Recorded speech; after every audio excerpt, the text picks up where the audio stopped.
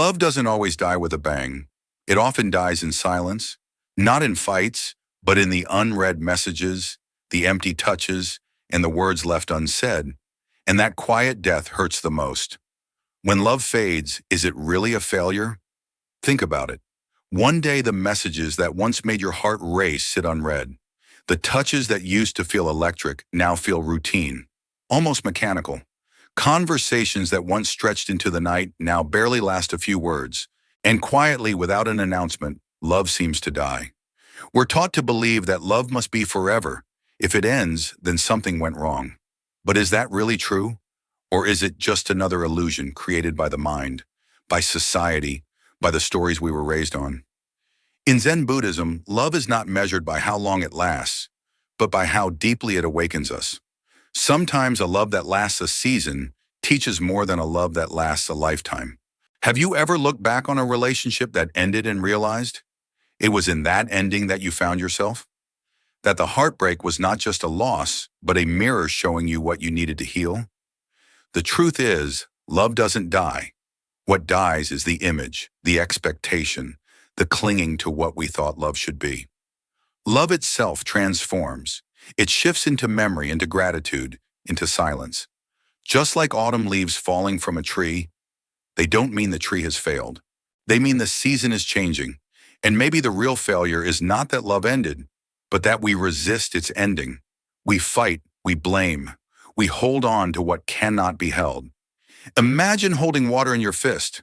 The tighter you grip, the faster it slips away. Zen reminds us love, like water, is meant to flow, meant. So when love fades, instead of asking, why did it end? Ask, what is this teaching me? What part of myself is being revealed through this ending? Is it patience, compassion, strength, or simply the courage to let go? Love is not a contract signed in permanence. It is a practice, a chance to meet another soul, and in that meeting, to meet yourself. And when the season ends, it is not a punishment. It is an invitation to grow, to return, to begin again. As we step into the first part of today's video, the myth of eternal love, let's pause and ask, where did we even get this idea that love must last forever?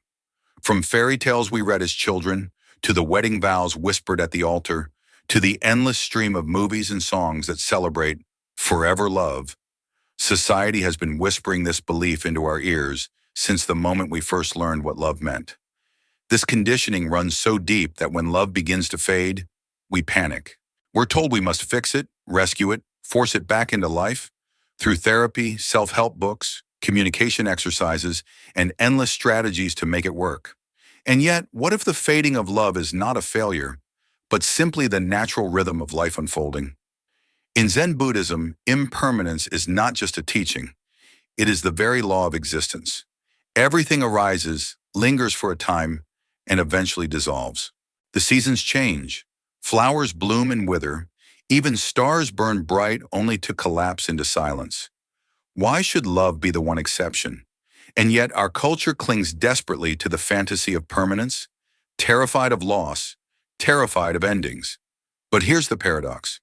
By holding on so tightly, we strangle the very love we want to protect. Like gripping sand in your hand, the tighter you hold, the faster it slips away.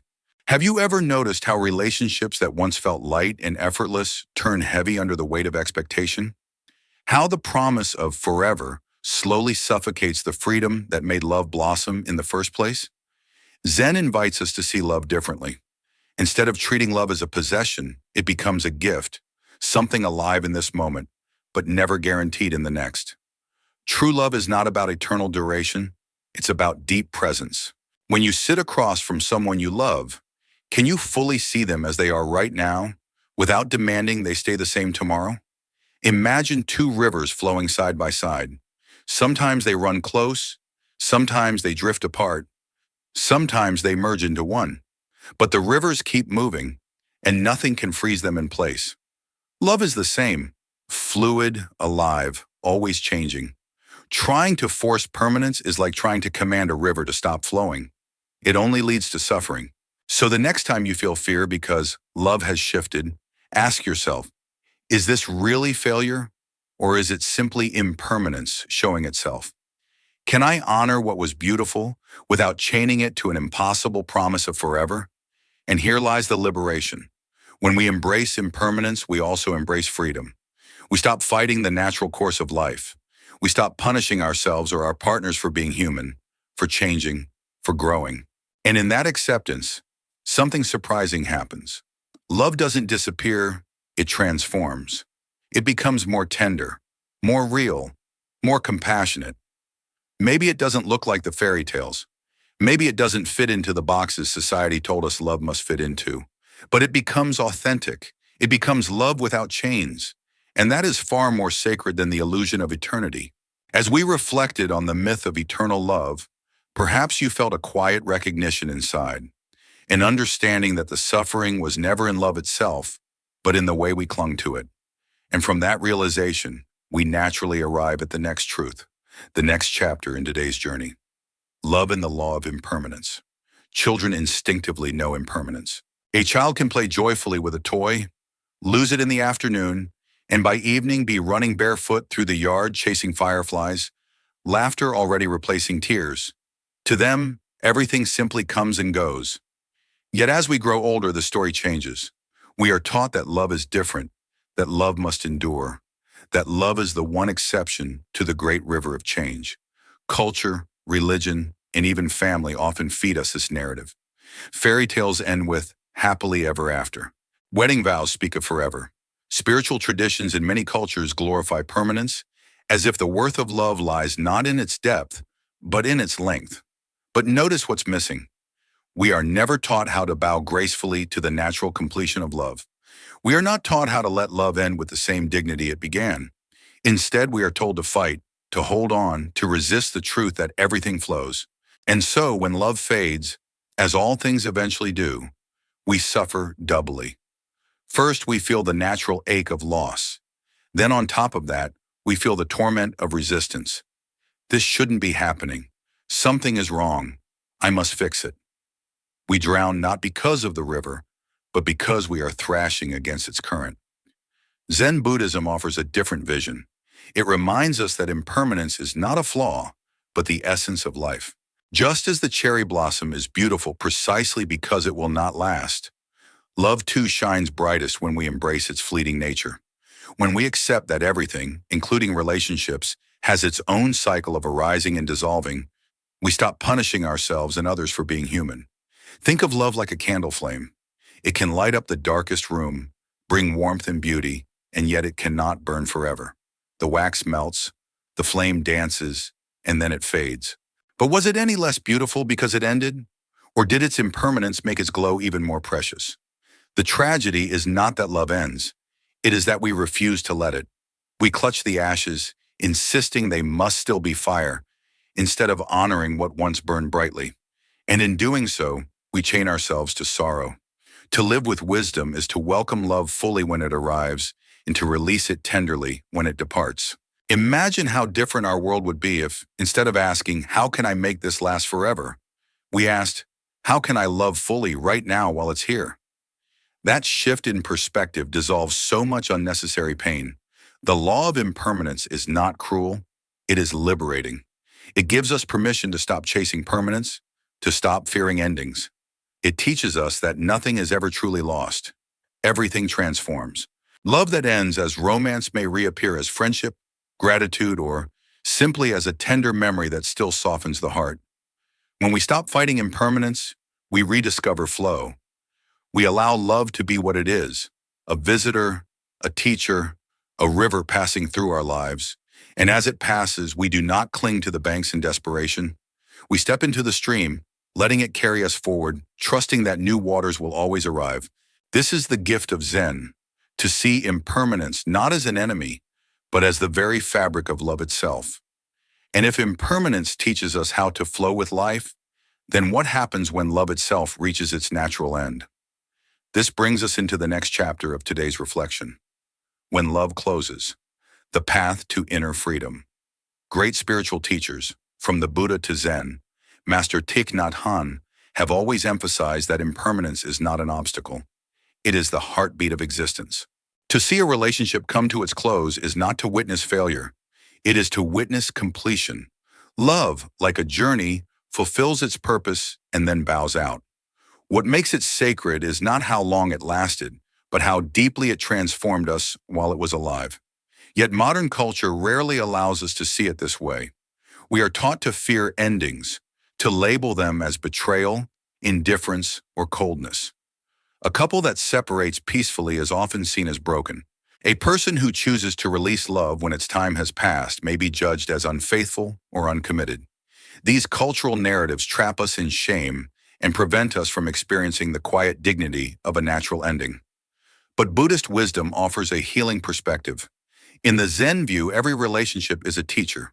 Some come to show us joy, some to reveal our wounds, some to awaken compassion. When their teaching is complete, they depart.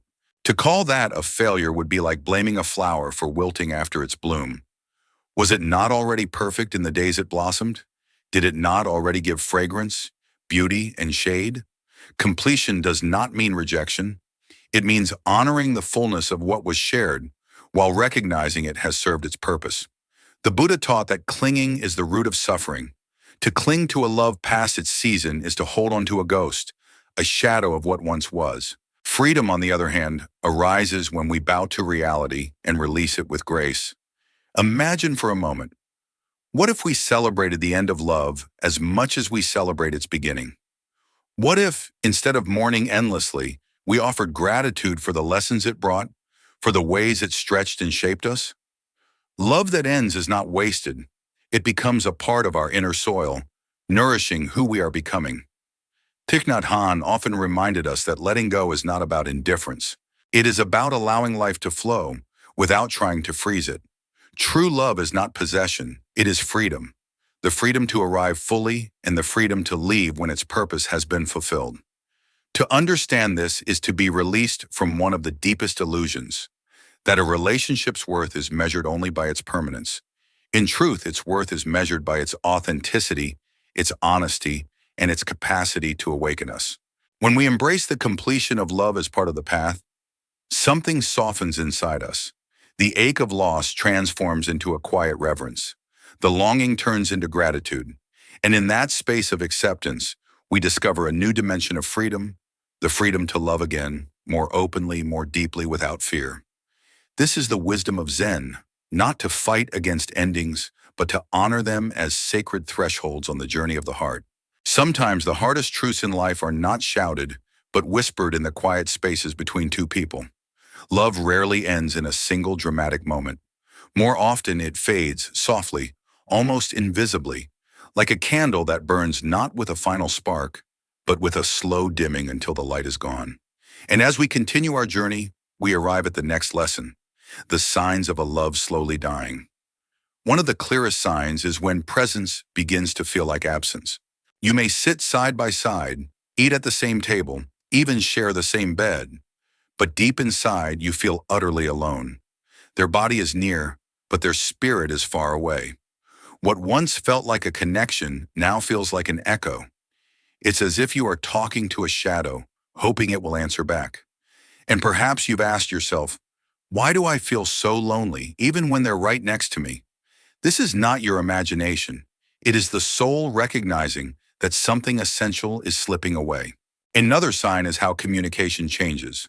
In the early days, words flowed like a river, effortless, alive, full of curiosity and care. But when love begins to die, that river shrinks into a dry stream. Conversations turn into short, mechanical exchanges. Did you eat? I'll be late. Good night. Words lose their warmth and become duties. You speak, but you don't truly connect. You listen, but you don't truly hear. And deep down, both hearts begin to starve. A third sign appears in the small acts of kindness that once came naturally. Bringing tea when the other is tired, sending a sweet message just to say, I'm thinking of you, reaching for their hand in public. These gestures once overflowed from love. But when love fades, these acts remain only as shells. You still do them, perhaps out of habit or guilt, but the tenderness is gone. The action is there, but the soul is missing. And the one receiving it can feel that emptiness more deeply than words could ever explain. But the most painful sign is silence. Not the peaceful silence of two people comfortable in each other's presence, but the heavy silence of distance. It is the silence that says, I no longer see you. It is the silence where your laughter no longer reaches them, where your tears no longer touch them. And this silence is not broken by shouting or arguing. It is broken by the absence of care. These signs do not mean that you have failed. They do not mean that your love was meaningless. In the wisdom of Zen Buddhism, they mean only one thing. Everything changes. Love, like the seasons, has its own rhythm. Sometimes it blooms like spring. Sometimes it matures like summer. And sometimes it withers like autumn, preparing for the stillness of winter. To deny this cycle is to resist reality itself. But to see it clearly is to free yourself from the illusion that love must remain unchanged forever. So when you recognize these signs, do not rush to judge yourself or your partner. Instead ask, what is this moment teaching me about impermanence? What is it showing me about the nature of attachment? Perhaps it is teaching you to let go with grace, to honor what was beautiful, and to step into a new season of life without clinging to what has already passed. Because in truth, the death of love is not an ending. It is a transformation. It is life reminding us that nothing belongs to us forever, and that freedom lies not in holding tighter, but in opening our hands. If in the last part we explored the quiet signals of love fading, now comes the real test. How we respond when love has truly come to an end. This is where we step into today's focus. How we respond to the end of love. It is a turning point that divides people into two very different paths, the path of suffering or the path of awakening. For some, the end of love feels like falling into a bottomless pit. They replay every memory, every word, every mistake, desperately trying to rewrite what cannot be rewritten. They cling to photos, to old text messages, to the hope that somehow love can be revived. Their hearts resist reality, and that resistance turns into torment. Days blur into nights of tears, and the weight of denial becomes heavier than the breakup itself. In Buddhist wisdom, this is what happens when we hold on to impermanence as if it were permanent. We suffer because we fight the nature of life itself. And yet others walk a very different road. When love ends, they grieve, yes, but they also grow. They look at the relationship not as a failure, but as a teacher. Instead of asking, why did this happen to me? They ask, what has this taught me about myself, about what I value, about how to love more wisely next time? They honor what was beautiful without clinging to what is gone. And in this surrender, they find an unexpected peace, an inner stillness that whispers, you survived this, and you are stronger now. What makes the difference between these two responses? At its core, it comes down to two essential attitudes. The first is non-attachment. Non-attachment does not mean indifference or coldness. It means loving fully while knowing nothing belongs to us forever. It is like holding a flower. You admire its beauty, its fragrance, its presence, but you do not crush it in your fist, demanding it never fade. You let it bloom, you let it wither, and you let it go with gratitude. The second is living fully in the present. When love ends, the temptation is to live in the past, reliving old joys, reopening old wounds. But life does not exist there anymore. The present moment is the only place where healing can happen. By breathing into today, by noticing the sun on your skin or the laughter of a friend, you slowly remember that joy is still possible. You learn that your heart can expand beyond one story, one person, one chapter.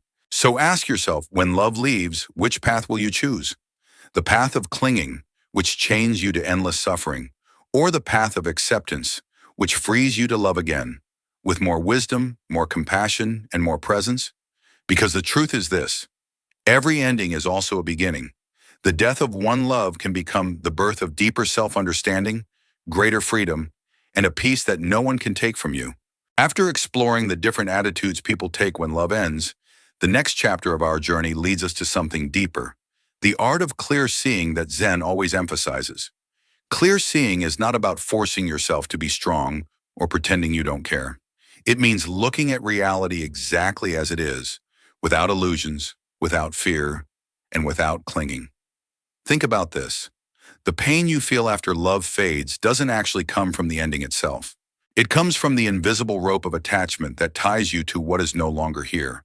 It is like clutching a flower that has already wilted. Your hand bleeds not because the flower is gone, but because you refuse to let go. Zen teaches us that love, like everything else, is a phenomenon of conditions. When the conditions are present, love blooms. When the conditions shift, love fades. It is not a failure. It is simply the law of impermanence revealing itself. The seasons don't apologize when winter replaces autumn. The waves don't ask permission before they dissolve into the shore. Why should love be any different? Yet our culture tells us otherwise. We are taught that lasting love is the only proof of its authenticity and that endings mean betrayal or failure. This conditioning blinds us from seeing the truth. Love is real even if it ends. Its beauty is not diminished by its impermanence. It is its impermanence. To live with clear seeing means to honor what was without chaining yourself to it. Imagine standing at the edge of a river. The water flows carrying leaves, branches, and reflections of the sky. If you try to grab the water, it slips away, and you are left frustrated. But if you watch it flow, you realize the river's beauty is in its movement, not in possession. Love is the same. It is meant to be experienced, not imprisoned. So what can we learn from Zen in these moments? First, notice your resistance. Each time your mind insists, it shouldn't have ended this way, recognize that voice as attachment speaking, not truth. Second, bring compassion inward. Ask yourself, what am I truly holding on to? The person or the story I built around them? Often what hurts most is not the absence of the other, but the collapse of the identity we formed when we were with them. Third, return to presence. Each time your thoughts pull you back into the past, anchor yourself gently in the now. Feel your breath. Look at the world in front of you. Remember that life is not in the memory of what was, but in the freshness of this moment. And finally, embrace impermanence as liberation. To see clearly that nothing lasts forever is not depressing, it is freeing. It means that pain will also pass. That your heart, no matter how heavy today, will someday feel light again. That endings are not punishments, but transitions into new beginnings. This is the Zen lesson. When love completes its purpose and dissolves, it leaves you not broken, but more awake if you dare to see clearly. After learning how to face reality with clear seeing, another question arises: what remains with us after love fades? The next insight in this video leads us into a deeper truth. Love is a mirror of the inner self. Clear seeing is not only about recognizing an ending, it also opens the door to discovering what love quietly reflects within us. This is perhaps the deepest lesson of all, because love has never been just about the other person. Every embrace, every conflict, every silence becomes a mirror, revealing the hidden parts of ourselves we may have never dared to face. Love is never just about the other person. Every relationship is also a reflection of who we are. When someone walks into our life, they don't only bring affection, comfort, or pain, they also hold up a mirror to the hidden parts of ourselves. Sometimes what we see is beautiful: our tenderness, our capacity to care, our strength to endure. But often the mirror reveals things we would rather not face: jealousy, insecurity, old wounds that were never healed. Think about it. Why does your partner's silence trigger such deep anger? Why does their confidence spark jealousy? Why does rejection feel like a knife through the heart? The truth is, these reactions say less about them and more about us. Their actions are like the surface of the mirror. What we perceive in it is our own reflection. When jealousy rises, it often points to a part of us that feels not enough. When anger flares, it may be protecting a wound of abandonment that was left unattended long ago. When longing becomes unbearable, it often reveals the emptiness we've been avoiding within ourselves. Zen teaches that every emotion is not a mistake to be judged, but a messenger to be listened to. Instead of saying I shouldn't feel this way, we can ask, what is this feeling trying to show me about myself? In this way, even the most painful experiences of love can become opportunities for self-discovery. And here lies the hidden gift of love's impermanence. When a relationship ends, it doesn't just leave behind memories of the other person. It leaves behind insights about ourselves, about how we love, what we fear, and where we still cling. If we are willing to look honestly, the end of love becomes less of a tragedy and more of a lesson in awakening. The danger is when we only look outward, blaming the other person, replaying their mistakes, or clinging to the idea of what could have been. When we do this, the mirror remains covered and the true lesson is missed. But if we have the courage to turn inward, we begin to see clearly. Every heartbreak was not only about losing them, but about finding ourselves. This is why Buddhist teachers often say, relationships are spiritual practice. The person you love is not only your partner, but also your teacher, showing you where you are still asleep and where you can wake up. Seen this way, love, even when it ends, is never wasted. It becomes the fire that forges clarity, compassion, and freedom. So the next time love feels heavy or even unbearable, pause. Instead of asking, why did they do this to me? Ask, what is this moment revealing about me? In that question lies the beginning of true transformation. And in that transformation, we discover the deepest gift of all. Love was never only about them. It was always pointing us back to ourselves. There comes a turning point in every journey of love. The moment when holding on no longer brings warmth, but only weight. What we once thought was devotion quietly hardens into chains. And here life offers us one of its most transformative lessons. The next insight in this video. The practice of letting go and returning to ourselves. Letting go does not mean giving up, nor does it mean suppressing the emotions that flood our hearts. True letting go is softer, gentler. It is the quiet art of releasing expectations and loosening the grip of burdens we've carried for too long. Think of it like unclenching a fist that has been tightly held for years. At first it feels uncomfortable, even painful, because we've become used to the tension. But as the hand relaxes, blood flows freely again, and with it comes relief, space, and freedom. Buddhism teaches that the practice of mindful breathing is one of the most direct gateways into this art of release. When you breathe in with awareness, you notice how much you've been holding on. When you exhale with intention, you gently set down what no longer serves you. Each breath becomes a reminder that clinging is unnatural. Life is always moving, always flowing. And when we flow with it, peace becomes possible. This practice is not about erasing someone from memory. It is not about pretending they never mattered. It is about transforming the way we hold them in our hearts. Instead of clutching tightly with fear or longing, we learn to hold them with openness, like cupping water in our palms without trying to trap it. Love that is held in this way does not rot into obsession, it ripens into compassion. And here lies the heart of Zen. When love withdraws from your life, it is not only an ending, but also an invitation, a sacred opportunity to return home to yourself. Too often we define our worth through another's gaze, measuring our existence by whether they choose to stay or go. But letting go allows us to rediscover a deeper truth, that the love within us has always been our true source of nourishment. No one can take that away. So the real question becomes, who am I when I am no longer sustained by someone else's love? This is not a question meant to create despair, but to awaken clarity. When you ask this sincerely, you begin to meet yourself again, not the self defined by titles, relationships, or roles, but the living, breathing presence that has been here all along. This is the self that knows how to rest in silence, how to walk gently, how to smile without reason. This is the self that is free. In Zen, we sometimes speak of the heart as a clear sky. Clouds, whether they are passion, grief, or longing, will always pass through. But the sky remains untouched, wide, and luminous. Letting go does not destroy love. It reveals the vastness of the sky behind the clouds. And in that vastness, you discover that you are already whole.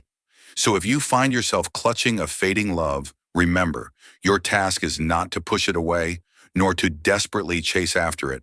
Your task is simply to breathe, to soften, to make space. Letting go is not the end of love. It is the return to the place where love has always lived, within you. What if the death of love wasn't an ending, but the very doorway to your rebirth? When love dies, it is easy to mistake it for the end of everything. The silence, the absence, the emptiness, it can feel unbearable, as though the heart itself has been torn apart. Yet Buddhist wisdom invites us to see differently. Just as the sunset is not the death of the sky, but the promise of dawn, the death of love is not a tragedy. It is the opening of a new beginning. Every fading word, Every withdrawn touch, every moment of distance is not simply loss, but a gentle invitation. An invitation to see clearly that nothing in this world escapes the law of impermanence. An invitation to loosen the chains of clinging and to return home, to the wholeness that was always within us. Love's departure is not punishment. It is a teacher showing us the way back to ourselves. The universe has always moved in cycles: birth, growth, completion, and dissolution. Stars are born, shine brightly, and collapse into silence, only to give rise to new galaxies. Seasons come and go, endlessly weaving the fabric of life. Love is no different. Its ending does not mean failure, but the fulfillment of its purpose. To cling to permanence in love is to fight against the very rhythm of existence. To accept its ending is to stand in harmony with the cosmos itself. So when love dies, ask yourself, what is being revealed to me now? What lessons, hidden beneath the ache, are waiting to be seen? Pain does not come from love's departure. It comes from our refusal to let it go. When we soften, when we breathe deeply, when we surrender to the flow, something shifts. The grief that once felt like a cage slowly opens into spaciousness. And within that spaciousness, peace is born. This is why the death of love is never the end. It is a passage, a doorway, a new threshold. It is life itself whispering, do not be afraid. What has ended has completed its role. Now is the time to begin again. If this message touched you, I invite you to share in the comments. What lesson has love taught you on your journey? And if you feel ready to continue walking this path of clarity and awakening, make sure to subscribe. Because in the next video, we will go even deeper into how Zen wisdom transforms heartbreak into freedom.